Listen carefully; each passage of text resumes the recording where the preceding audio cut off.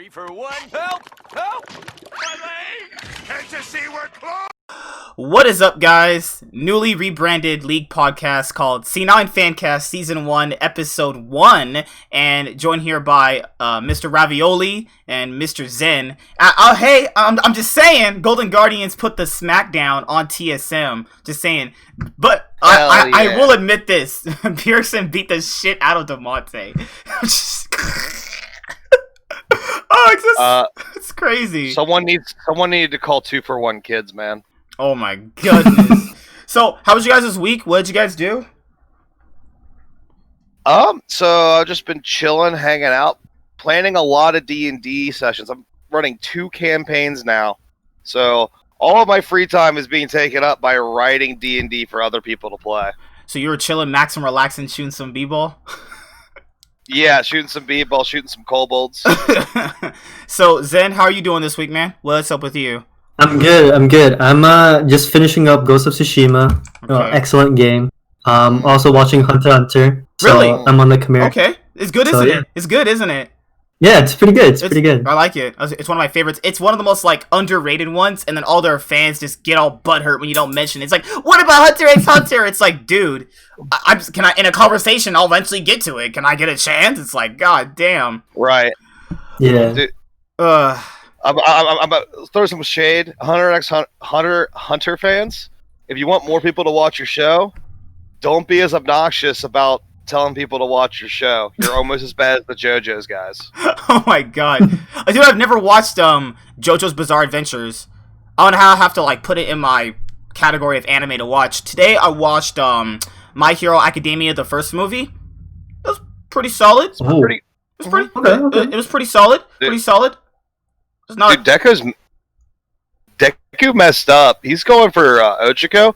He should be going for what's her name? The daughter of that scientist the daughter guy? of Dave. Yeah, Dave. I was where's this girl? I was like, where's this girl been? They've been hiding this chick for the past 5 seasons? What? All these girls is trash. Yeah. All the girls are trash compared to that little white girl. What the fuck? Fuck, he wants Uraraka? Right? Really? I mean, hold up. God. Uraraka. What? I mean, hold on. I do think what's her name? Elizabeth? No. No, the girl who can pull things out of her body? No, the girl, the daughter of the scientist. Oh fuck! What was she called? Mimari or Jasmine or some shit? No, she's American. She has an American name. Fuck. However, she's great, but let's not pretend that Ochako is not also an A tier waifu. Dude, every single season of My Hero, they're telling me how long Zhu's tongue is and what she can do with it. I'm like, I already know. She has a long tongue. I get it. I've been on Twitter. I can see it. It's every season she'll get one episode where she's kind of the main focus, and then she has the one episode where she was the main focus. You know what? Zoo Quirk Frog. She can use her long tongue. It's like, okay, I get it. I get it. She has a long tongue. I get it. Well, she can suck somebody off really good. I get it. Good God. Well, I'm interested to see. Did you finish season 4? Yeah. Oh my lord. So you met Mirko? You met Mirko, the bunny hero? Yeah. The dude with the wings, right? No, Mirko, the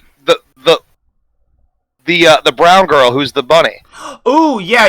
I thought she was cool. She was cool.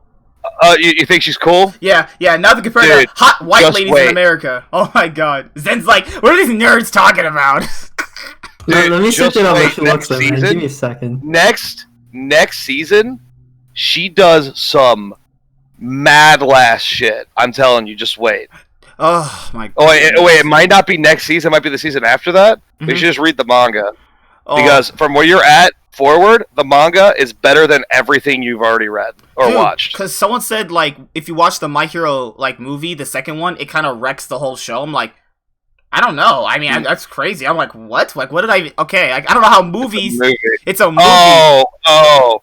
It's the one where... I'm not going to spoil it, but you don't even have to watch it. It's not necessary. It's only, soft canon. It's only going to be canon until the point where the manga, contradicts it, in which case it won't be canon anymore. Alright, guys, so we now have our coach of the split, and that is good old Jat. He wins coach of the split. How do you guys feel about that? He did a good job. He managed I think to it's pretty carry. respectable. Okay. So he managed to carry TSM like as far as their like coaching and drafting. Like their drafting was way better this split than it was last split. Like they at least acted like they knew what they were doing. It's just throwing subtle shade. Oh, listen, they're gonna get it this week. Oh my god. You guys, What? they You're lost. predicting Golden Guardians to beat Team Liquid? Who, me? Yeah, I feel like you're gonna predict No. Golden Guardians to beat No. Team Liquid. I feel like you will. Although, I picked TSM over GG. Although I really wanted to pick Golden Guardians. You tried to talk me into it, but I didn't. You said 3-0 TSM. You said 3-0 TSM. No, I said 3-2. Oh my god. Go watch the tape. Go. Somebody roll the tape, dude. Comment down below I thought it who's was right, gonna be man. close. Comment down below who's God. right. Oh my god. I thought it was going to be close. He really should have. Apparently, it wasn't. Oh my god.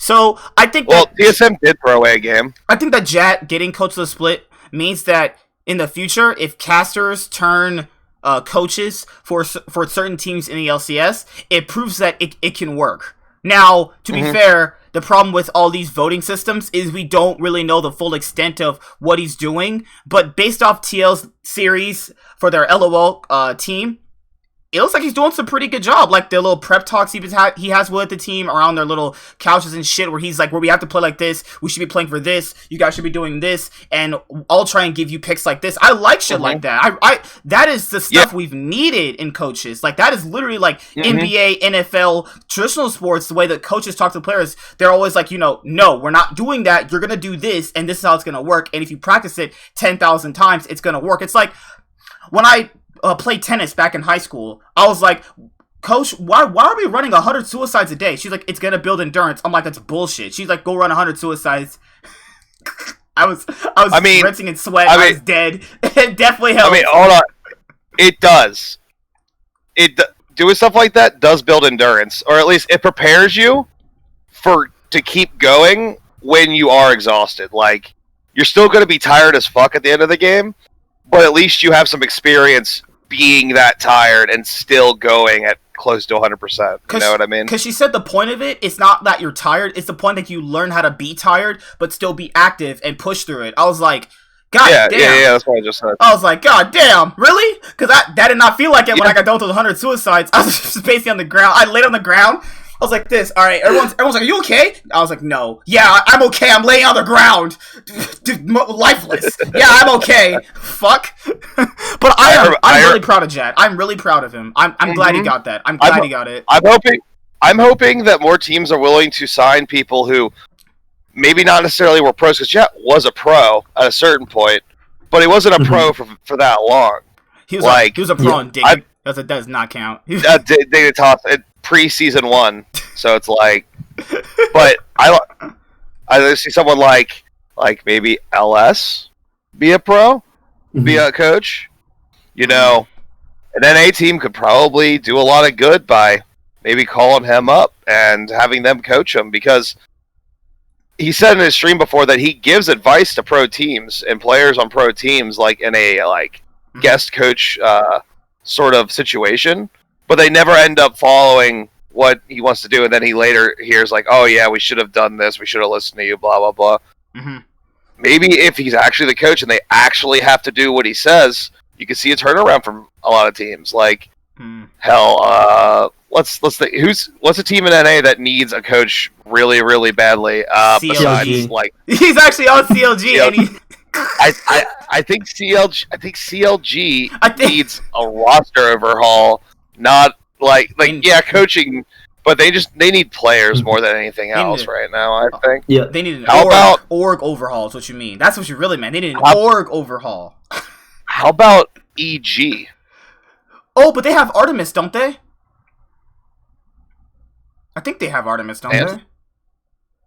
Yeah, they have Artemis. Yeah, and? That's true. Yeah, I don't know, because I think LS provides more outside of that. You know, because if you factor in if he's a coach, then he can't really give that type of analysis that he's known for as a coach. But he did bring up a certain point that I wanted to bring up to you guys, is that why are certain coaches not exactly open about what they know about the game, how long they've been playing the game, what rank they are, and how they coach their team?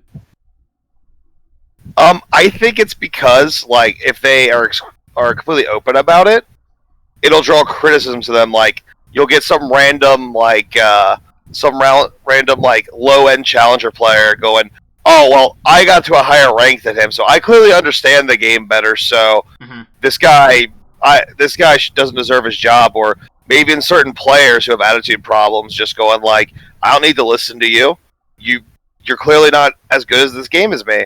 And it would probably breed insubordination. I'd rather it just be, listen, they're a coach, they're here to coach. The rank, whatever it was in solo queue, doesn't really matter. Because League of Legends is one of those games where you can coach from theory. You don't need to actually play the game itself at a high level to understand what sort of macro decisions need to be made at certain points of the game. Yeah, I understand. Because it's funny you bring that up, because it also boils into another thing, which is being an actual person that you can lead people. Because just because you're good at the game doesn't mean you can lead people either. You know, I can be very, very smart at something and not have the people skills at all to translate it. That's what people don't understand, is that, like, you might have somebody at your job who's probably not as smart as you, but they can lead people in a certain way. That's also a quality that people don't understand either. It's like some coaches are not good. I can probably bet that half the coaches in the LCS are probably not that good. But credit to them, they can lead people, and it takes a lot to lead people. People are stubborn and don't listen. People nowadays don't even wear masks to cover for a virus. Just throwing shade at people.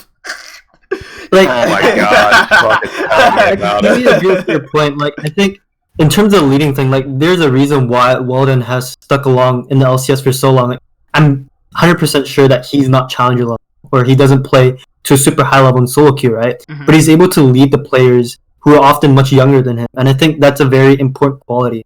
Do I think maybe that's a head coach? Possibly. You know, maybe not a strategic coach, but he's able to lead the troops. And I think that's definitely a quality that people don't think about, you know? And another guy like that, like Jat, I don't think Jat's challenger anymore. He was always on the dive. They always said they were always solid high diamond. They said they always would peak at like diamond 1, diamond 2. That's fine. Oh, I can't get there, so I'm not gonna criticize someone higher than me. No, you suck. You fucking diamond trash. No. That's not how that. That's not. I'm definitely not as good as them, you know. But I can understand why people, you know, sometimes can plateau at diamond, because it is very hard to climb. People need to understand that it's very hard to climb. And they're like, oh yeah, you must suck at the game if you can't climb. Really? Have you been to our lovely NA solo queue? Have you been to our lovely solo? Right. I hadn't really played League for like 2 weeks. First game I come in, my team this morning played like they're drunk. My first game back in a couple of weeks, and I had not had a chance to play for a couple of weeks, and I was like, fuck it, I'm gonna try out jungle Set. You know, it's fun. I like Set. He's one of my favorite champions. I love Set. Play him. Oh my god. Yasuo ADC with fucking Swain support. The Swain is getting dove constantly. He's never moving out of the lane. He's like, I'm getting dove, guys, help me. Dude, move out of the lane. It's literally 20 minutes of the game. Laning phase is over. What the fuck are we doing? And another coach, Reaper. True. I don't think Reaper is challenger. No, he's probably the highest ranked coach by how he talks. Probably. He's probably the highest ranked coach. But definitely for Reaper, it would be more or less so game knowledge mixed into. Oh, so you have. Oh god, just give me a second. Someone's being an obnoxious asshole. Oh, it's all good. It's all good. Oh yeah, no problem. I mean, I just want to piggyback. I think going back to the whole TL, like, I 100% think TL deserves it, and the reason why is because they realized that Coach Kane from last split wasn't able to lead the troop.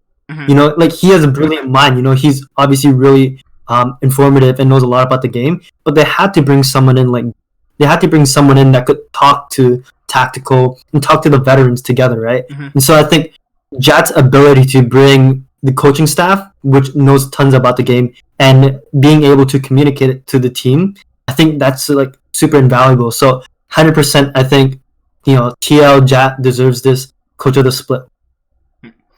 So the point would be later on for Jat is that most people would also add in, did Riot put Jat as the coach of the split just to make a narrative that Jat was better than other coaches? Because that's what people are going to pivot a couple of splits now. It's all going to be, oh yeah, Riot just did it just because it was Jat and he had a long-standing relationship with them. Because you know how people like to turn around history? Yeah. You know, because nowadays C9 are chokers. That's how it is. Apparently, if you're the weaker team facing the best team in the world and you lose, you're the chokers. You weren't supposed to win to begin with. Wait, what? Right. You weren't supposed to. I think Cloud9 were supposed to beat Fnatic. That was us being casually optimistic. They weren't better than Fnatic. Right. People out of their minds. What? I think there might have been some bias because Jad is probably literally friends with everyone who was voting. So like, there's that. But here's the thing: if we really gave it to the best coach every single split, regardless of the performance that particular split, Reaper would have won, like, what, 10 coach of the splits? Like, at a certain point, you have to give it to other people. That's true. But I think someone saying he got that many votes. Do we know how many votes he got specifically? Oh my god. I can see the point. So, okay, so TL has 121 points, first place. Cloud9 is second place with 62 points. And third place is Golden Guardians with 25. Wait, how many did TL have? 121. So it's almost double. Wow, that's... Wow. Okay, so I think he would have won regardless, but I think that level of, like, difference between first and second might be that some people just maybe didn't have a super clear opinion on who was the best coach this split, and just said, well, Jat's doing a good job, and Jat's my boy, so we'll put him first. Then, oh, well, Cloud9's really good, so we'll give Reaper number 2, and then Golden Guardians is a great story. Golden Guardians is good. A split where people said Cloud9 are falling apart. Reaper got second place. Yeah, some falling apart Cloud9 is, you know, like, what's wrong second with place? Second place falling apart makes sense, right? Mm-hmm. What? I remember last year, C9 got second place in the spring split before the playoffs happened, and Reaper still got coach of the split. I was like, this is insane. That is literally insane. But I wanted to ask you guys, moving away from Jat, now you have the first place all-pro team, which was Licorice, Blabber, Bjergsen, Sven, and, what was it, Core JJ? Mm-hmm. So, before we get to the other smaller teams, on a scale of A to F, what would you give that team? It's an A. I think they pretty much nailed it. Licorice, even though falling apart, they did go on a bad run, but Licorice has still been the most consistent top laner in the league. He consistently plays weak side extremely well. When he's playing strong side, more often than not, like 80% of the time, he's winning his lane. He's just the best top laner in the league. I don't think it's really debatable. You could have thrown Someday in there. It'd be personally a little bit. Yeah. Someday isn't as consistent. Yeah, to be fair, it's always between those two who is the best. Either he's second place or Licorice is first, or it's vice versa. It's always between those two. And who was the third place all-pro top laner was Impact. Do you guys really think he actually played that good? I think he played better. Solid. He played He's better. Really solid. Yeah. He played way better this split. Yeah, he really redeemed himself from his just garbage spring split. Mordekaiser, so garbage. Mordekaiser, Ninja Tabbies flashing over the wall, shadow realming people, and then dying. I was like, it turns out Mordekaiser's really good. It's just every time I saw Mordekaiser play, it was played by Impact, and he was feeding on it. It made me believe that Mordekaiser was trash. Like, apparently he's not. Like my eyes have been opened. It's like TN, you have your third eye open when Impact's playing Mordekaiser. Oh god. For Blabber, I would honestly have put Closer in his spot, or Santorin. I think they played more consistent throughout the split. Blabber had his point where he played consistent and then kind of fell off a little bit. That's where I think it should have happened. He should have been either second or third place for Blabber. Or because that's what I saw. Because the issue with the here, I think, was the fact for Blabber, he just wasn't. He was good, But the issue here is that he wasn't as consistent as the other two. Closer and Santorin. For the entire split. For the entire split, yeah. Because Closer was good throughout the whole split. So was Santorin. But Blabber can get it, even though he kind of fell off. There were certain games he didn't even place a Trunner properly. Like, there's Lee Sin games he didn't have an impact either. Right. I mean, well, I think that Lee Sin games that's just the way Lee Sin goes. Yeah. Either your impact was at Lee Sin, or if your team's behind, you're just worthless. Doesn't matter how good you are. If your team's just behind and you're playing Lee Sin, you're just gonna have a bad time. I would put I could probably agree with Closer over Blabber for this split. I don't think about Santorin. I would though. Santorin's good, but he doesn't have the high highs that Blabber has. Supportive jungling style usually goes underrated. Yeah. The thing is, let's not pretend like when playoffs comes around, and C9's playing Flyquest. So if C9 ends up playing Golden Guardian somehow, oh shit! In the finals, let's say. In the finals, Golden Guardian C9 finals. All right, I guess we'll just take the trophy home for summer then. I mean, I guess. Hey, hold on. If Golden Guardians manage to beat TL, are we really still going to be on the Golden Guardians just lucky? They're a good team, but they're playing out of the league. If they beat TL, TL. Ooh. I think they're real. They're real. To be fair, okay, Demonte was really close last year. People forget it could have been a Clutch Gaming C9 finals. That draft in Game 5 from Clutch was so bad, I almost wanted to break my computer. My dude, they literally put their best players on supportive carries. Mm-hmm. Honestly, FBI's made a believer out of me. This last series, he got third overall. I told you he was good. He played really well. Yeah, he's good. Yeah, he's actually good. My God, I would have put him honestly, man. There's a good argument you can make him being first place All Pro or Tactical. I thought Tactical played well all split long. He played great. Like Sven, he played good too. So like I would say for the ADC spot, I'd give it a tie. Honestly, put whoever you want there. I don't really care. Honestly, I think Sven's bad games are mostly coming from the fact that just the team cohesion wasn't there. I don't think he played poorly individually. I think the team just sort of was falling apart for a couple of games, which means if you're the AD carry and your team's behind and they can't frontline for you, yeah, you're about to die, man. That J4 is about to dive on top of you, and there's nothing your team can do to save you. Yeah, I will say that FBI and Tactical were only separated by 8 between second and third place LCS All Pro. So that's the smallest margin between any of the roles. Yeah, I think FBI has showed up a ton this split.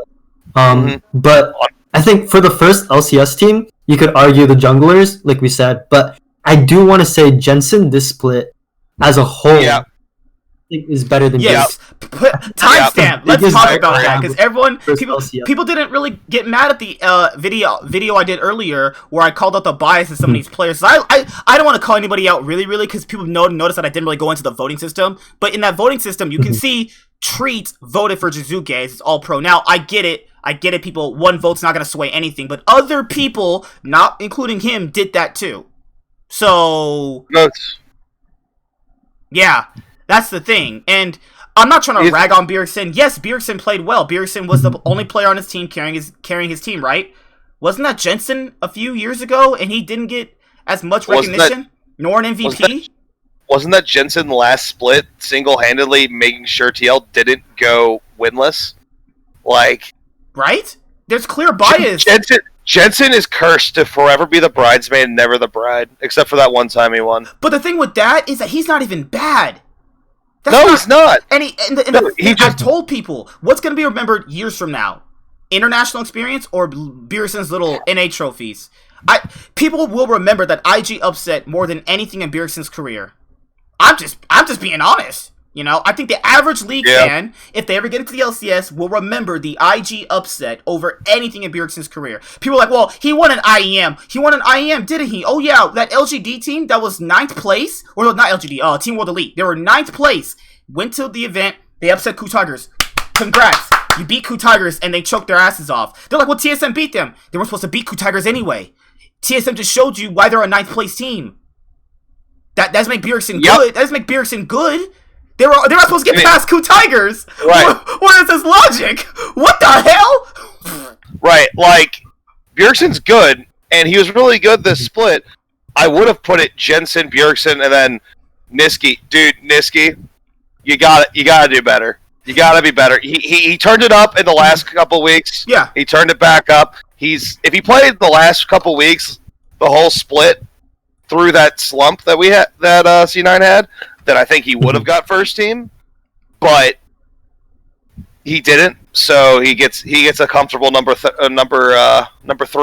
Mm-hmm. But yeah, Jensen just never gets the respect and the voting that he deserves. Dude, he has.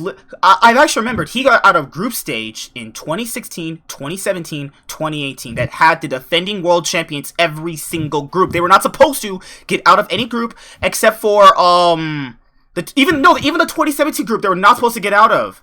It was EG and SKT. There were the people had them ranked first and second. The 2016 group was when they had IMA, SKT, and Flashholes. The people said C9 was probably gonna make it out there. Outside of that one, that 2016 group, they weren't supposed to get out of 2017 or 2018's group. 2018's group was the group of death. Are we all just gonna forget that? People who are gonna watch, are we gonna forget that? I mean, are we just gonna forget that he had the greatest North American AD carry of all time on his team? Mr. Sneaky. Washed up Sneaky. I'm just joking. No, Jensen did fucking work in all those, especially the 2018 group stage. He did fucking work. He did. People gotta factor in, where did Jensen do for Bjergsen? And what Bjergsen took from Jensen? Bjergsen didn't play Zillion. What the fuck? That was blabbering Jensen doing the blabbering Zillion. Jensen.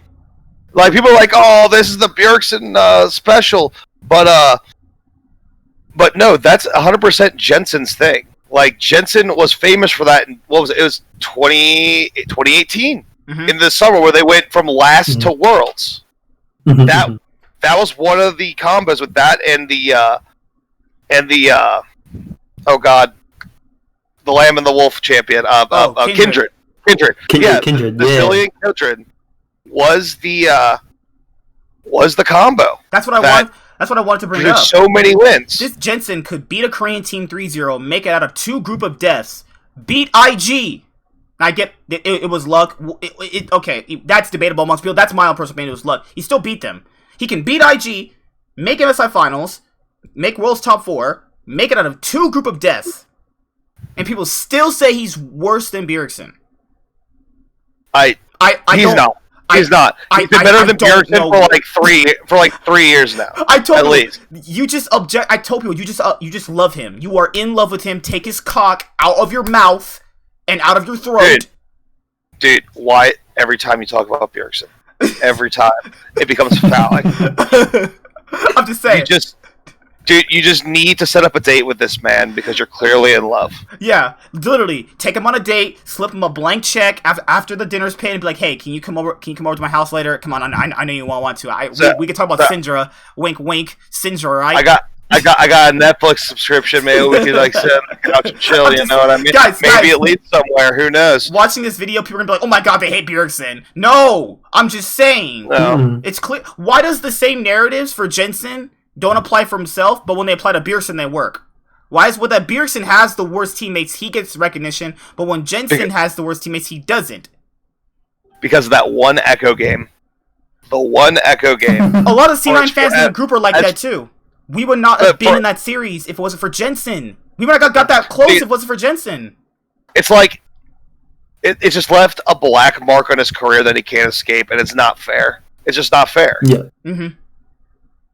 And, like, people were like, well, Sneaky was brought down by Jensen. Yeah, alright, so if Jensen is not on Cloud9 from 2015 summer all the way till 2018 summer, I don't think Cloud9's a top... I don't think Cloud9's a top team. He was so good. Oh, without Jensen? Yeah, without Jensen, because people like to give... I know, it's fine. Sneaky was a secondary carry. That's fine. But without a strong mid laner, you were not going to really get as far as they did. You know, Sneaky was your secondary carry, low econ. There were some metas where he popped off hard. He had all those Lucian picks. But still, people have to understand the point of the ADC is to be brought up by your support. And he had Smoothie too. And Smoothie also played really well. But still, without a good mid laner, it's just not going to work. The team doesn't function. Yeah, right. Imagine if C9 had Pole Belter. The thing is, I can understand that. Jeez. I can understand saying Sneaky brought down by Jensen. I don't think either of them brought down each other. I think they both... Like, when you're talking about the performance of a mid laner, there's exactly two other players that you can directly link to their performance, which is the jungler, obviously, and then the support, because the support is supposed to also roam up the river and aid the mid laner. It's... Talking about the AD carry, it's like you're just talking about players in a vacuum in your head and then trying to apply that to analysis. It doesn't work. Oh, to pivot off onto Sneaky, the interview, he's kind of hinting at it. He's going to come back. Yeah. Let's take our bets right now. Flyquest. I'll say Flyquest Sneaky. Flyquest Sneaky. Yeah. Zen, what do you think? I can see that. 100 Thieves Sneaky? 100 Sneaky? I don't know if you want to join that team, man. If Sneaky has a choice of, well, he's not going to get on TSM or TL or C9. Oh God! Those three teams are eliminated because they're not getting rid of double lifts because they probably still very much believe in double lift and that he can be back to the way he was. And he also sleeps with the president. But hey, I digress. That has nothing to do with it. But and then Tactical, TL's very happy with Tactical. They probably don't see a reason to swap. And then C9, we still have the guy we replaced Sneaky with, and he's very good, so... I also think Golden Guardians wouldn't replace FBI. is finally turning it on. No reason to replace him now. It depends. It will very greatly depend on how FBI performs in this playoffs, because he has turned it on, and I'm a believer, but he was for a very long time a subpar AD carry. That's true. He could regress. He could. And if he does, Golden Guardians will think about it. I'm not saying they're going to pull the trigger, but it will be a thought that pops in their head. Flyquest, I would bet he goes to Flyquest. Immortals? It's the most obvious choice. Because if he doesn't go to Flyquest, then it's Immortals, or it's what? CLG? We know no one wants to go to that. No, he's not going to CLG. Let's see. Who are we forgetting? Oh, 100 Thieves. EG reunited with Zazel. Sneaky Zazel bot lane reunited. Let's go. Who are we? I feel like we're forgetting a team. There's EG, Immortals, CLG, 100 Thieves. There's Dig. Dig. I didn't mention them for a reason. No. Ain't nobody going to that trap either. Yeah.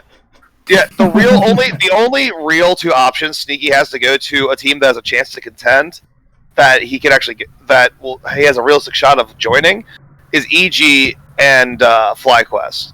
EG, I don't think he's going to go there because you're just recreating the bot lane that had the most problems in his career, which was with Zazel. Playing with Zazel literally cost him his job. Yes. Unless EG wants to replace Zazel, which I don't think they do, because Zazel's actually played pretty well. He's actually played... See, credit to Zazel, he actually has played pretty well this split. I'll give him that. He played pretty well. Right. So, really, the most obvious choice for Sneaky and for the organization is just Flyquest. Like, they have MASH, who they didn't want, really. They didn't really want to play MASH. And then they benched Wild Turtle. So, like, clearly they're not happy with the AD carry position. Sneaky's a world champion. He has won an LCS title. He's actually the most successful North American AD carry internationally ever. And he can still play the game very well. Like, sign him up. That's a really good team. I think Flyquest would be really scary with them. They would make finals more often with Sneaky. I think they would. With Sneaky, they would make them, yeah.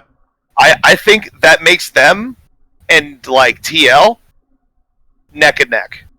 If they have Sneaky instead of either MASH or Wild Turtle, I think it's a coin flip between them and TL. I really do. What if they're like, you know, Tactical? Steve's like, hey, I'm really good friends with Trisha, the owner of Flyquest. Hey, go to Flyquest, Trisha. We'll take Sneaky. They're like, Jensen will get reunited with Sneaky, and he already talked so much shit. Jensen already talked so much shit. He's like, well, I had a weak bot lane, and I was always having to carry. I was like, that would not work. That's already bad blood waiting to happen. Dude, as soon as he gets signed, Jensen would have an interview. He'd be like, Yeah, Sneaky's very good. I played with him. We had a lot of success. And then on stream, I have a weak bot lane. What can I do? He's heavy, man. He's always cosplaying. What can I do? He's not taking his job seriously, man. He's like, it's also not helping me because I'm distracted because I'm looking over and I'm getting these weird emotions and I don't understand them. Okay, so the LCS playoffs kicked off this week. Your boy right here, Mr. Nightwing, GG, smacked around TSM 3-0. I predicted 3-1 because I initially thought TSM was going to win game 1. And initially, going into it, what I had said was that this is Treats' first actual playoff series with the, this is what really matters. Spica, well, he's like 9th place jungler. We predicted that matchup. To be fair, credit to Spica, he played pretty well during the series. He's been playing better. It's weird. I don't know how to... I don't feel this is right. You remember that dragon fight? I think was it game 3. All right, you're where right. TSM had control of the dragon. He literally had his Q marked on the dragon, and then he just didn't dash to it to smite it, and Ash got it. There was was that the game where the Graves took Dragon 2 with the Ori ball? Yeah, because in game 3 in game 3 he got Closer Stole Dragon, didn't he? No, wait, no, that was game 2 that we're talking about with Lee Sin. It was game 3, TSM played set mid with Nidalee jungle. Okay. So, what were you guys' that travesty. What was your guys' ideas on the series? So, initially going in, weak jungle, new support, Broken Blade, not looking that good. And then you have Bjergsen basically carrying them. Doublelift had the worst series of his life. Obviously, people are going to use that as an excuse to downplay FBI. I know it's going to happen. Just give it like 2 splits from now. People are like, well, Doublelift had the... FBI was really never that good. It was just Doublelift sucking. Yeah. I mean, Doublelift has been a fine ED carry. Like, he's been, around number 4 this whole split. Like, he hasn't been the best, but he's been clearly better than the bottom feeders. That's true. It's just that... I mean, he's just not Doublelift. This split, he just hasn't been Doublelift. My God, and let's not take anything away from FBI because he carried team fights. It wasn't just in lane. He was just playing the whole game very well. Watching this series made me want to blow my brains out. Doublelift could have survived the Mordekaiser ult if he had placed Caitlyn traps. This man, after he gets out, he's forward into him and dies in one shot. I'm like, what the hell is that? What? There's the Bjergsen look over. Who's God, he was looking at Doublelift. I don't care what no one says. He was looking at Doublelift. No one's gonna convince me otherwise. Right. Instead, it's Ash trying to solo a Mord who is level 15. He's level 12, and he dies as their whole base is in shambles. They're about to lose the game. Bjergsen, I feel bad for him, man. He really is trying to get them over the hump. All right, Doublelift. I know you're not gonna watch this video, but I'm making this message to you. You guys aren't making worlds. Oh God. Jesus. It's a fact. Based on the way you guys are playing and the way you're playing, it's not happening. Listen, take this off season. Oh, good God. Work on your craft. Get back to where you were because the league is more boring with you not being really good. And that's just a fact. Let's go to the schedule. And the schedule... Sorry. No. I wasn't done talking about this series. No. There's so much to I'll just bring up talk the about. schedule. Yeah, I'll just bring up the schedule. Okay, so...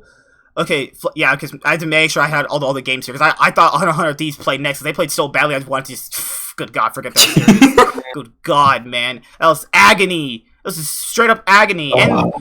Alright, so for the Golden Guardians TSM series, why do you guys think they played so bad? Was it just first playoff game of the playoffs? There were just jitters, Bjergsen's hands didn't work, all the excuses. Throw out the excuses. Throw out the excuses. There is no excuse other than Bjergsen. Golden Guardians is better players. I think the bot lane showed up huge for Golden Guardians, and Doublelift making these stupid mistakes like TPing to lane and forgetting to buy, Treats getting caught and stuff. I think Huhi deserves a lot of credit. Like a lot of focus on FBI, so I already assume a lot of people give him credit. Yeah. But Huhi is the secret star in Golden Guardians that nobody talks about. This dude showed up for the series, man. Now the He, drafting like- problem. There was a drafting problem with TSM because they saw who he blind pick Morg, or essentially C blind pick Morg. You guys know what I'm trying to say. And their counters to it are Caitlyn, Thresh, people that instantly just get stopped by Morg if she throws a Q or in a black shield. Right. How And the about Bard. how about a support that can, just doesn't Hold on, let me care mute my about the black shield? How about Vigar? Vigar, you put down the cage and you put up a black shield. Oh, congratulations. Both of you inside the cage. So somebody's dying, right? I don't know. That's a random thought. Like, Nautilus. You throw the Nautilus hook out at one person, he black shields them. All right, Nautilus can ult the Morg then. Mhm. It's how about Alistar? Like the hard engages, right? Yeah. Right, it's like, all right, so we can't hard engage on the AD carry for the black shield. All right, well, this Alistar is going to carry the team fights. Like, you can do so many things, and they just did none of them. I don't know about the Vigar thought I just had. It was just a random thought thrown out there. I want to see more mage supports, like not enchanters, like mages. Like I think Karma would have been an interesting one because you could just keep poking Morgana down. Right? So and also she prefers the shields. The team shields is really, really strong. Yeah, the Karma would have been a good pick. I would have loved to see I want to see more Lux support, man. Yeah. Yeah. And Brand. God, I love Brand support so much. Somebody play it, please. Hold on. I'm gonna need you guys to talk for a second. There's some loud music out there. Just keep going about the series. Okay. I just think, for me, I think the Hanser Broken Blade matchup was a little bit interesting because, people would expect it to be kind of close in a way, but I think Hanser showed up huge for the team fights where Broken Blade just didn't, Yeah. Broken Blade hasn't been good since his rookie split is the thing. Like, Hanser has been a very solid, very, very serviceable top laner for his entire career. Like, even when he was booted off of TSM, that was a situation where he was a scapegoat. TSM loves to boot players who are fine to good, but like to blame them for all their problems, boot them, and just replace them with just somebody else. Sometimes they're better, sometimes they're not. But Hanser's been very good for his entire career, and on Golden Guardians he showed that. Even when they were garbage last split, and last year, Hanser was like one of the bright spots for him. It's like, oh yeah, he's a solid top laner. And then they got nobody else. But, he does work. I just think that if Doublelift is playing, like he's struggling, right? I think, everybody can agree. I think they should try putting Broken Blade on the strong side. Like, I think it would be interesting to see what Broken Blade plays with Camille. I think when Broken Blade succeeded in his rookie season was when he was on the strong side, when he had the carry potential along with Bjergsen. But then if the carry in the bot lane is struggling like Doublelift, I think it's kind of pointless to put him on the weak side. Right. I do think one thing you can do to maybe not have Doublelift struggle in the bot lane is stop giving him Syndra. Who makes the call to draft Syndra bot for Doublelift when I don't think I've ever seen it gone well? I don't think I've ever seen him carry the game on Syndra bot. Have you? Is anybody? The only mate she did it on good, and good is in quotations, is like Vladimir from last year. That's like the only mate she did play good. Yeah, and Vladimir's not meta, so.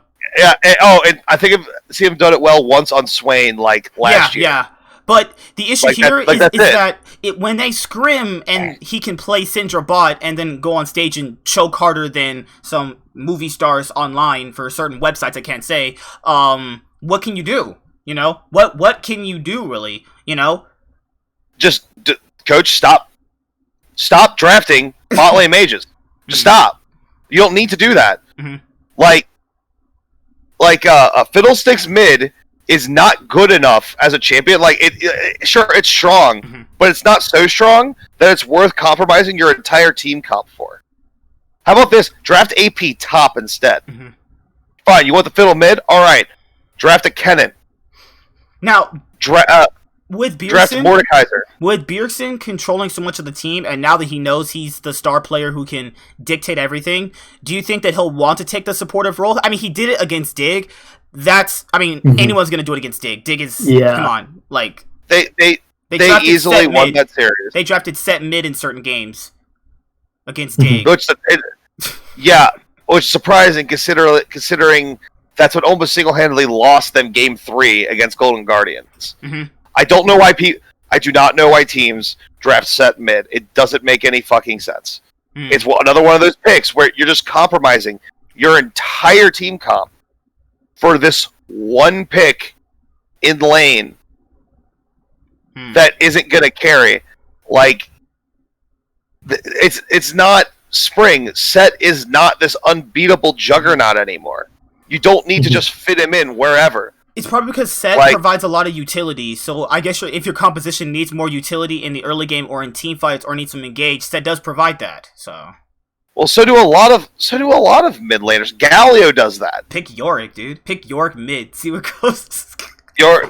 Or just Galio. I haven't seen that champ in a while. I'm just saying, I love Yorick. Yorick is good. If people like these split pushing top laners, if they like leaving you on an island, Yorick is pretty good. Being left on an island by himself, farming up, split pushing. Right. Except in mid lane, you're not on an island. Every single player in the game interacts with you. Dang it! Right. Dang it. But once again, I don't think Galio was banned in that draft, was he? I don't think he was. No. I think it was like LeBlanc was banned. No, I don't think so. For which one? For game 3. For game 3. Yeah. Because they also picked Nidalee that game. TSM. Which... TSM self-banned Galio. What? TSM versus... They self-banned Galio. Galio is a 10,000% better pick than set mid. Oh, just in every sense of the fucking word. Good old TSM. Good old TSM. TSM, you played yourself. You played yourself.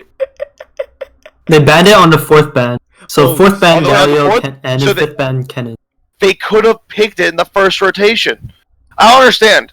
Galio is just he's so strong right now.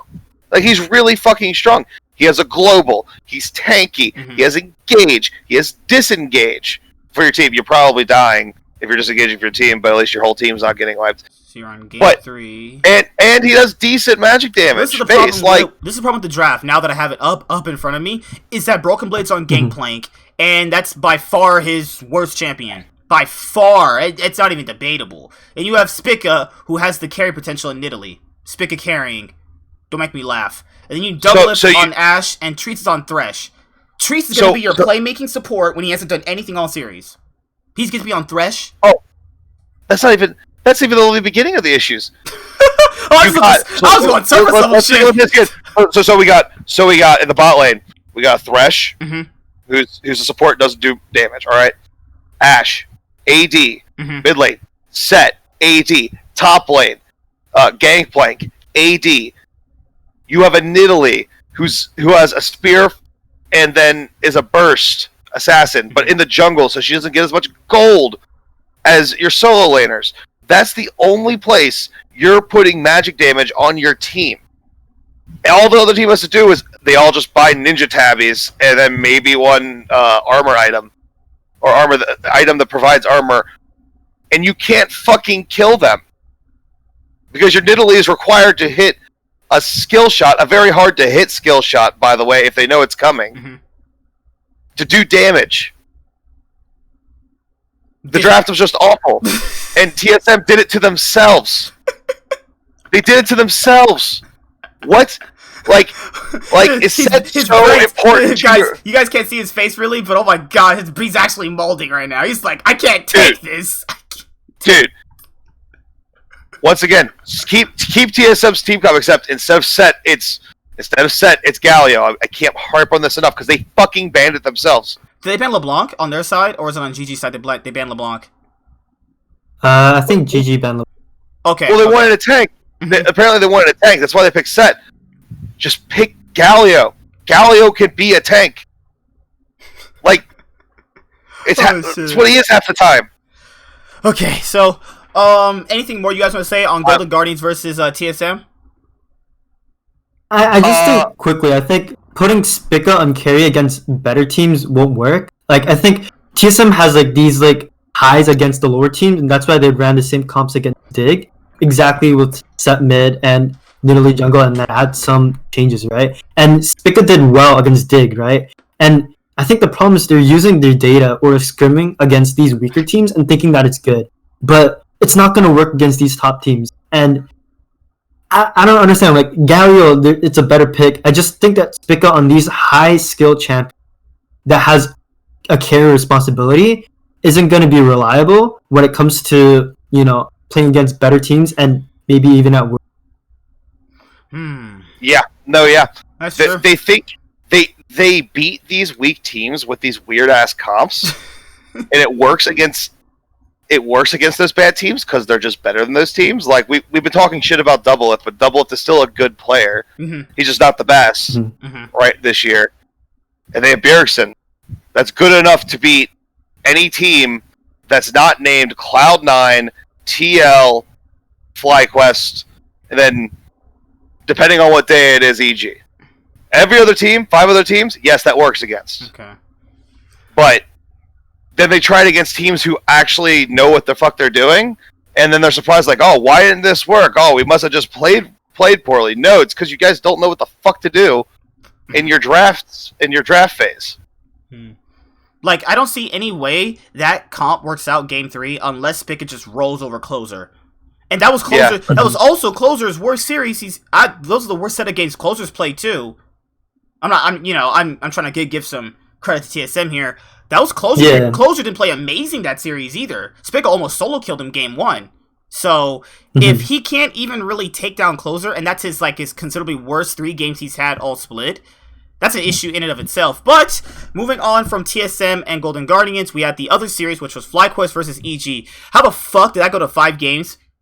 How was that 5 games? Flyquest should have won Game 3. This just should have been alright. Game 3. Very easy. Wild Turtle had the Senna trap, and he flashed into his teammate for Game 3 and just threw that game. And then NA Jace for Game 4, man. And Also, oh my EG, God. let's give some credit to EG. EG did play pretty well games 3 and 4. Mm-hmm. They played a lot better than they played games 1 and 2. I think Flyquest just sort of said, okay, easy clap, we're about to just cruise into this 3-game sweep. I think they just let off the gas a little bit, and then that gave EG some momentum. What was the game where they had the Baron? Oh my God, that almost blew I almost lost it. EG actually threw. And then Flyquest are like, you know what? Who can compete for throwing harder? We can. We get the Baron, and then we die in your face, and now EG can take it. This should not have been 5 games. Flyquest, this is easy 3-0. Come on. Like it should have been. It should have been after 2 games, but EG do have some solid players. They do. That's all I'm saying. Bang's been playing pretty well. Bang's been playing great. Golden Glue is playing better. He played in that series better than he has all split. That's true. So he had a good time, and yeah, they have Svensgaren, who's still a very good jungler. Svensgaren did some work. Golden Glue got in one of these games. I remember Golden Glue went 0-6 in their first game. Their first game, he went 0-6. So first 2 games, yeah, he was pretty spotty, but the next few games he did show up. My God, it just boggles my mind because this person complains, oh, he doesn't get a team. Dude, can't be going 0-6 in playoffs, bro. What the hell? I mean, Hooney's been playing. Hooney played a little bit better as the series went on. I think Hooney's the one who lost them the game 5. It's crazy. He'll like win them certain portions of the game, and he's just like, nah, what? Fuck it. I'm getting a paycheck. Throw this shit in trash. Hooney has games where he plays really well, but the thing is, if he's not playing really well, he's inting the game away. I understand why you add Golden Glue as the consistency, because he is consistent. He's consistently average. That's just fine. That's fine for a team if you have really good strengths in other places. You can win with that. But you add that for consistency, and then you add Hooney, who will just randomly throw the game away for you. from your bot lane. This series is just a bag of shit. Like, this reason why Flyquest is not Worlds material, because you cannot do that. You cannot just be winning and then just be like, "Whoa, we're already winning. Let's just fucking stop doing what we're doing." No, you cannot do that. You literally cannot do that. I don't know. If they can figure some stuff out, they can be a solid team and pick up a couple wins in Worlds if they have a favorable group. I think. Solo. So have you guys noticed the Renekton pick sucks in this region? Unless struggles unless Licorice is playing it. Yeah. Or someday, sometimes. Oh my god, no more Flyquest EG. I almost blew my brains out. Because when you guys saw me watch it, I watched it for the first time. I was like, oh, this is 3 games. This is over. Golden Glue 06, I mean, nothing new there, apparently. And then I was like, okay, this is 5 games. Alright, what the hell happened? Baron throws, Dragon throws, like... Next series, guys, was TSM getting knocked down into the loser's bracket, and if they lose this series, they are out, but they are playing Dignitas. Now, this was just... What a series! That wasn't a series, man. This is like scrims. Literal. This was a hell of scrims, dude. That was a 3-game funeral for Dignitas because they didn't deserve to be there. Oh shit! They don't deserve to. They didn't deserve to be here. They don't. Yeah. Why are we? I don't like. I like the concept of saying, all right, we have 8 games. We have all these games to play, and it would be great in any other region except here. In this region, we have 6 teams that are worthy of being in playoffs, and then the other 4 just aren't. There's not. Mm-hmm. All right, maybe 100 Thieves at least act like they want to play the game. Mm-hmm. They at least pretend like they should be here because they have someday. So, and they have Cody's son. Cody's son is solid. He's not great, but he's solid. But see, the drafting for TSM was better against Dig, but I don't give them that much credit there because first of all, that was against Dig. Dig literally let. Oh my god, all the picks that Dig led through. What are these people doing? Oh my god! Like Johnson can go 0-6-6-0 on a Senna. Next game he goes 0-6. Then you have Afro. Credit to Afro and Dardock. They were trying really, really hard. They were like, okay, we know we're gonna lose, but fuck it. Let's just go all out. Doesn't matter because Viper is so heavy. And then you have players defending Viper. See, that's the issue with people defending these players is that people think us as fans cannot see how bad these people are. But no. He's not that bad. You know, he's 0-5-10. He's so good, man. You don't know. Like today's it's just not his good day. No, we can clearly see him not good. So what do you want us to do? You know, baby him and be like, no, man, you're fine. It's fine to go 0-6 on Renekton, not apply any pressure, and not win your 2v2 skirmishes when Renekton literally has a, point and click stun. Like, what? I think the biggest takeaway from this series that I really like to see from TSM, they always say they hate TSM. I loved how Spica played topside. Yeah. The amount of focus topside and how they punish Viper. Obviously Viper's the weak link, so it showcased how well it worked. But I think if they continue to focus on topside and then Doublelift is able to have the time to farm, he's able to build up, Then he has his game like game 2 on Ezreal and he has his Caitlyn game in game 3. And I think if TSM goes this way, they are a good team. But, they have games against Golden Guardians where they just completely do the opposite, If Spica just needs a playstyle where he's playing towards that one person. He's not a jungler who can play towards everybody. It's just not going to be him. Yeah. It's just not. Not even because people are gonna say, "Oh yeah, TSM jungler." No, he's just not good. That has nothing to do with them. He just sucks. So have him play towards Broken Blade. If I like the way he did in that series, he was actually carrying some games. That proves to me he's not Wiggly level. That means he's competent about what he knows he can do. Damn, bro. Oh my god. See what you've done in playoffs and Wiggly's your new Golden Glue. Oh my god. Wiggly's your new Golden Glue. They kind of look the same, I'm not gonna lie. Blonde hair, blue eyes. It's a trend. They're just not good. I'm just kidding, guys. That's funny. They were on the same team before. They were on C9 Academy a while ago. And that got top 4.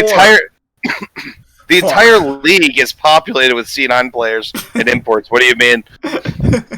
But I think that if Spica plays towards Broken Blade, it'll give him more confidence that Broken Blade knows that a player can play towards him and he can carry games. Because I think that if they want to leave the bot lane diving 2v2, just have Beerus go roam down there and do it. Because I don't think Spica is going to play towards all the lanes the same way people think he is. He's just not.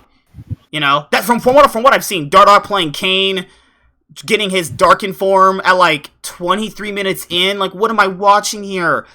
Like, what is this? Right. Phoenix going 5-1 on so getting basically pretty much almost getting a penta. Can't do any damage. Out of play. No, I don't need to see any more of you guys. Next year, all right, fix your roster, and then next year, yeah. Oh Lord, man. See you guys next year. Not with that level of drafting. Your mid laner got 5 kills gifted to him. Can't do shit. Didn't push any advantages. Kind of just sat there and farmed. Fuck, man. It's ridiculous. It's ridiculous. Next series doesn't inspire me any better, guys. It was EG versus the 100 Thieves. It wasn't even better. It wasn't better. But you know what? Ryoma, classic Ryoma. 100 Thieves bait EG in, get a Baron. They're in EG space. They could get a gank, which might swing the tide of the series. But you know what? Ryoma got hit with a stun card. And you know what? He dies. And someday, Pooms, Contracts, it was and Cody's son, their faces were like, oh fuck, this guy just did it again. Oceanic mid laners, man, they're fucking heavy as shit. Like my problem with Ryoma, right, is that sometimes if you look at his KDA, right, or like damage dealt, it's okay towards bad, right? Mm-hmm. But like the reason why he gets flamed so much, or the reason why he gets so much hate, is because he plays like those solo queue KDA players, right? Mm-hmm. They only care about their KDAs, and if they know that the team fight's lost or something's bad happening, they just leave the fight, right? They want to preserve what they have.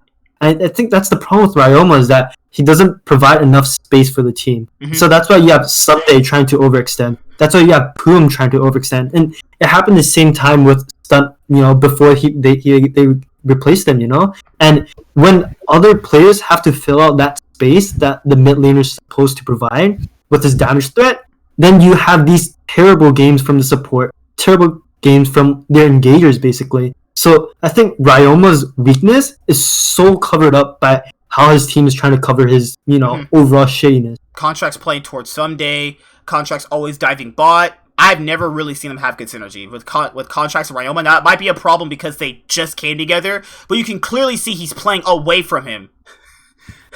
So this man is clearly playing away from his mid laner. Well, Zed, I have a question for you. Do you think, as an alternate theory, do you think him leaving team fights early, do you think that's more because of the KDA preservation, or do you think he's just playing scared? Like, he's just afraid to die and be the reason the team lost?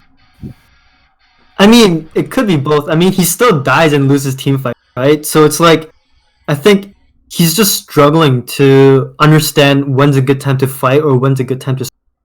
And I think maybe Academy is a good place for him to learn that. But just seeing him in the mid lane, like, lose against Golden Glue, like, he made Golden Glue look like a fucking top 3 mid laner series.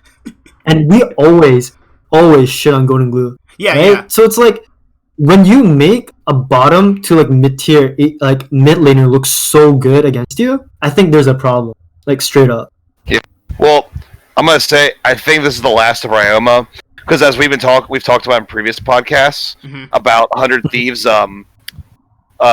talents pipeline coming up. They have a top line talent mid laner ready to come up next year when he's a year older, and I can guarantee you he's getting brought up. This is probably the end of Ryoma as a member of 100 Thieves proper. So, he might get put in Academy. I'm asking you guys, if you're in Papa Smithy's position, do you give him one more split, or do you just be like, the community's on me too much. They're wrecking me. Nate Shot, give me a better dude. Right. I think it's I forget his name. We did a video and I had notes on him, but I don't have it on me. Mm-hmm. But they have, I forget his name. He was 17 this year. Next year he'll be 18. Kenvy? I forget.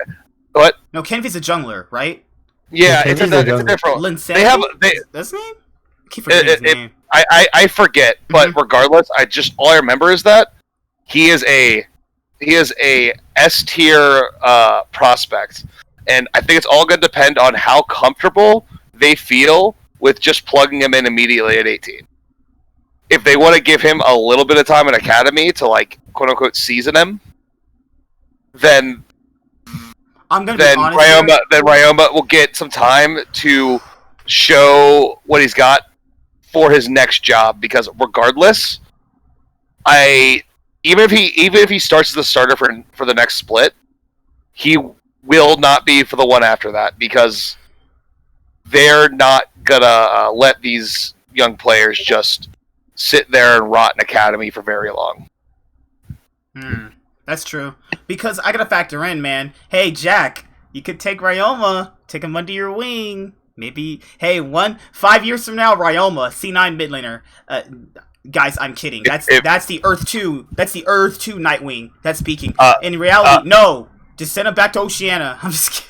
I was gonna say, if he was actually an NA player, Jack might be like, you know what, I might be able to fix this guy, put him in academy and we'll coach him. But he's an import, so that's not gonna happen. I think that's the reason why he gets all that flame, is because he's an import.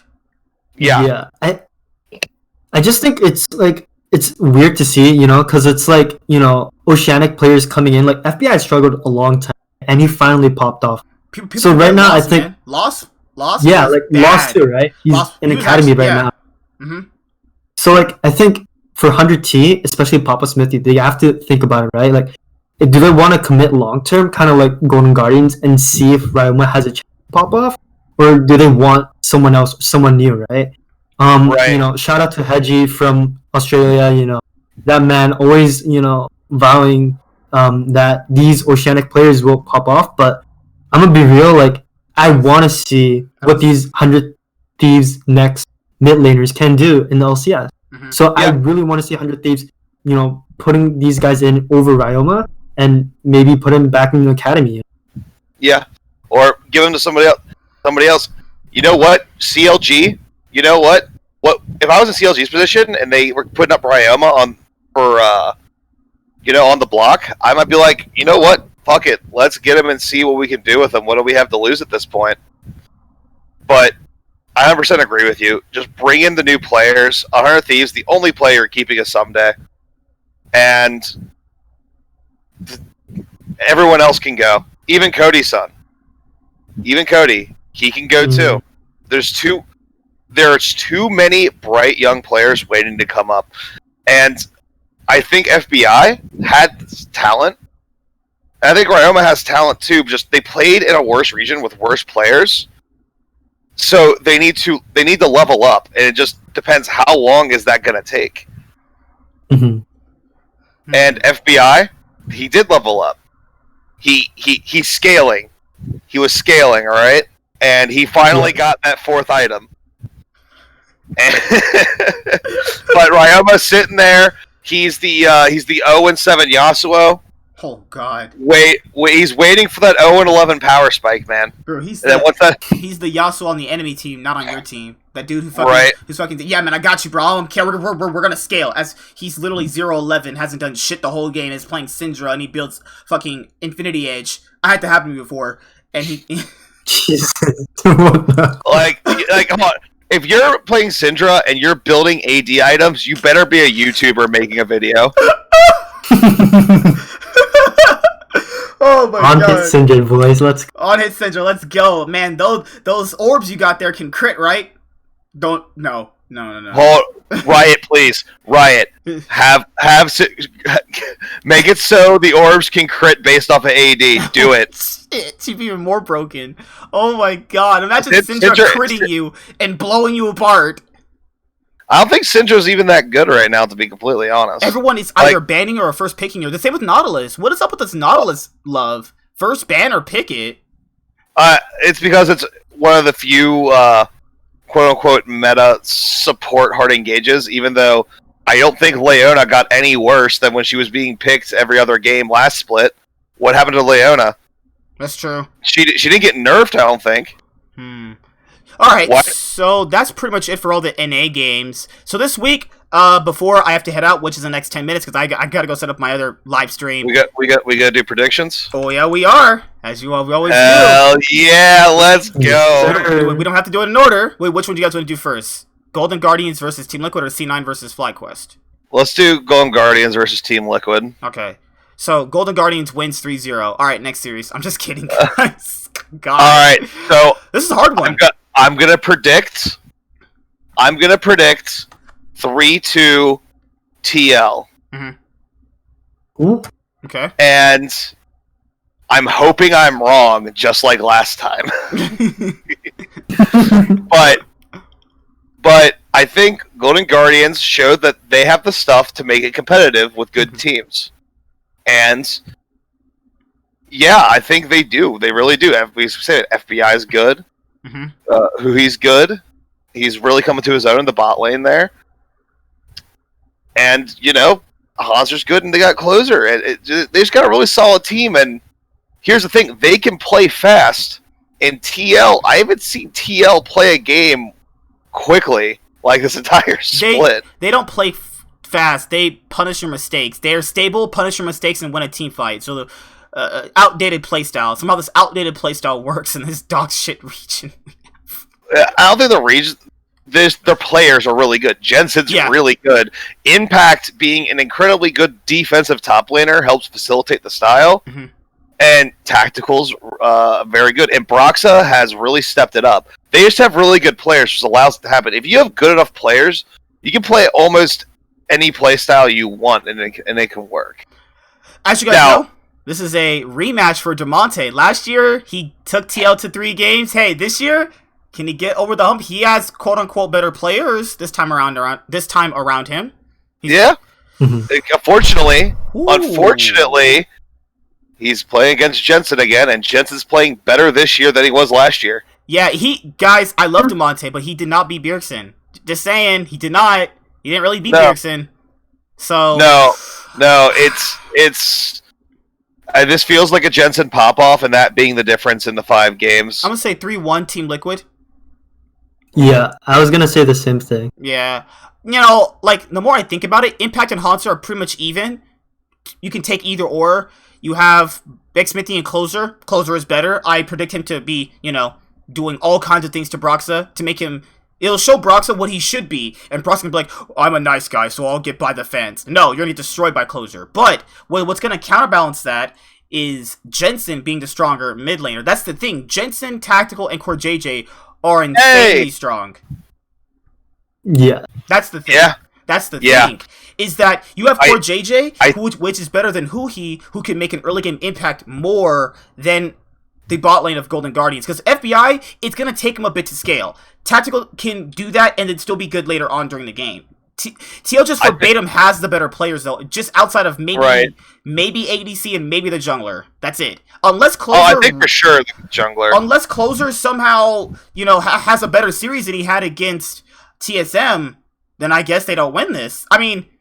If I'm Golden Guardians, I said it last week in the TSM series, but give him Graves, man.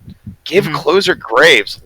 Give him the shot to carry. Okay. And I'm just super interested in this bot lane matchup because I think it's the most even matchup besides Impact and Hanser, which I think they should just both pick tanks and just accept that they're just gonna hit each other with wet noodles. One picks Ornn, one picks Maokai, and they just slap each other for 15 minutes. Just one time. Yeah. One should pick a Lowy, and then one should pick Darius, and we'll see who feeds harder in a lane. Right. I mean, it's a close matchup, but that's not going to be a very exciting matchup, I don't think. But the bot lane should be real interesting, because Tactical and FBI, I think they're pretty close to each other in terms of how they're playing. And Core JJ is obviously incredible, but Huhi he's been playing real well, and I don't think Core JJ is so much better than Huhi that he solo carries the lane. I think there's still room for FBI to make plays to make up the difference. So that's the matchup for me to watch in that game. So you got 3-2, I got 3-1. Zen, what do you think about the series? 3-1. Still going with 3-1 with TL. I think, like you guys said, I really want to see how Core JJ can step up against Huhi, because Huhi, like you said, has been playing solid. And Core JJ is obviously in the run for MVP, right? Mm-hmm. So obviously, I want to see what they do, but overall, I just think that mid gap is pretty huge, and jungle gap. That's the thing, though. Golden Guardians really only have closer pushing the early game, and if he has a series like he had against TSM, they don't win. I just think that he had the one time where it's like, okay, you guys upset these guys. It's your weaknesses are not shown yet. Don't let it happen again. Now, if you're factoring Damonte, guys, I'm not trying to be mean, but he did not beat Bjergsen. Like, I get Bjergsen is overrated to a lot of people, but let's be honest here, Bjergsen did not lose to Damonte at all. And we're supposed to predict Damonte is going to be the better Bjergsen. Or the better player than Bjergsen. That logic doesn't even make sense. So Jensen, by all means, should be destroying Damonte. Now, I think that Damonte, in order to win, he's going to have to do what Niski does. Roam, impact the map a different way. Not directly engage Jensen. Not directly engage him. Basically, all right, man. Just like, you got the lane. Cool. I'm going to run around everywhere else. But say, if you roam against Jensen to go make plays otherwise, you better actually make a play, because if you go somewhere and like, oh, we just blew a flash, you just gave Jensen 2 free waves to farm, at least. And that's real bad. Oh man, this is... I feel sorry, Golden Guardians. Some people are like, give us a spicy take. Guys, I'm sorry. I just can't. This is not their series. It is not their series. Alright, let's do a fun one. Flyquest versus Cloud9. So... Good God, do Flyquest win this? I don't know. This is no. Alright, we gotta be unbiased. We gotta be unbiased. Guys, it's not best of ones anymore. Oh yeah, now you're getting railed. No, like yeah. So I think they might. All right, so Cloud9 will win game 1. Flyquest will try something tricky, or Cloud9 will try something tricky, and they might lose game 2. Then they don't win another game. Flyquest does not win another game after that. It's Cloud9. Let's not pretend like they weren't curb stomping people for a split and a half. This includes Flyquest too. They had what, three bad weeks. 3. And every other week, weeks other than those, their games were not close for anybody. I still think they're the best team in the league by a wide margin. I think Flyquest is good, which is why I think I'll give them a game. But Cloud9, I think if they have a bad game where they mess up the draft, or one of them has a poor game, it's not over. They get to play to 5 games. It's not. I just. Until somebody this year can actually beat Cloud9 in a best of series, I'm not they haven't lost best of 5s this year. In NA, they have not lost best of 5s yet. So they've lost a single game in a best of 5. I would agree to a certain extent. I'd say 3-1 because they did lose one game in the playoffs last split. So it's a best of 5. I'd imagine Flyquest gets 1 game. I see it going 2-1. C9 just blasting these guys. Game 3, Flyquest blast them. Game 4, let's wrap it up. Let's go to next week, because this shit's... Like, let's be honest here. Guys, I'm not trying to be mean, but Solo's not good. I don't know where people get that from. He did not play good. This dude is even worse than Haunter. He's worse than Broken Blade, which I don't even think is possible. Then you have Santorin, arguably top 3 jungler. That's fine, but he's a supportive jungler. It's not closer or blabber. So that's a little bit different there. So he's going based on how his team performs, not how he controls himself. Then you have Power of Evil and Niski. Pretty even.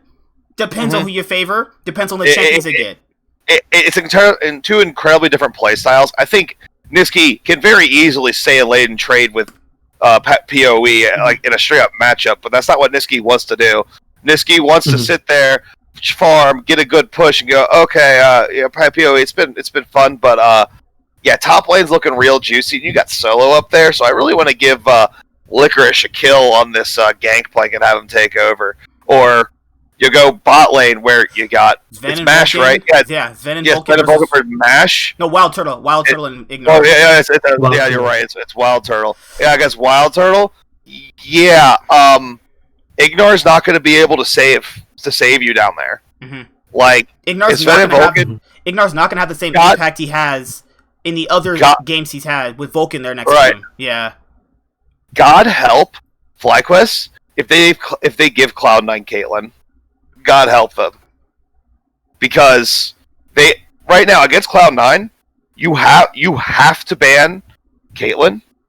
You have to ban Olaf, because if you give Blabber Olaf, the game is actually over. People forget Olaf has been banned against Cloud9 every game for like the past 8 or 9 games. Yeah, like the second half. Like, yeah, the second half they just won't let him have Olaf. Okay. It's half the reason why Blabber had a little bit of a slump, because he just wasn't allowed to play his best jungler the entire time. It's been perma-banned. So we're saying 3-1. I'm saying 3-1. I can see Flyquest winning a game. 3-1. I think if it's a struggling C9, it might push to a game. For me, I think for Cloud9, their playstyle is like very.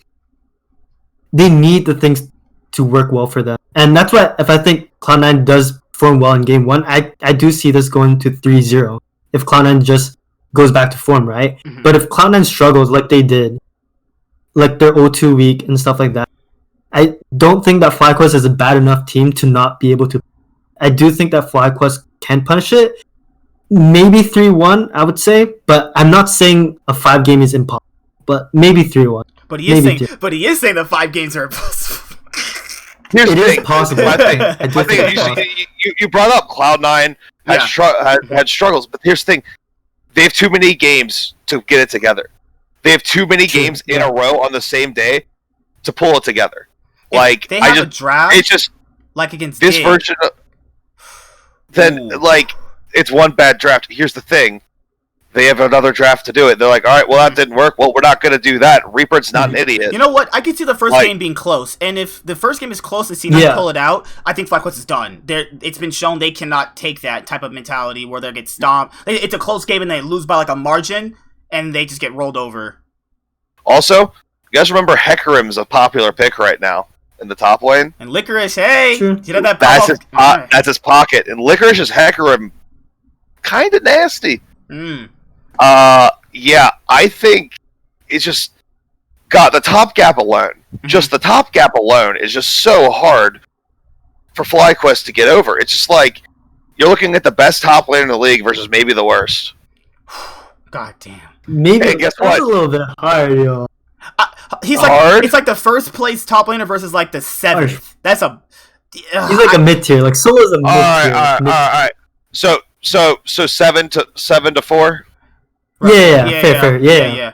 All right. So a very exposable top laner versus the best top laner in the league, and then your bot lane is there. You go. Also like about 5 to 6 spots weaker than your opponent's bot lane.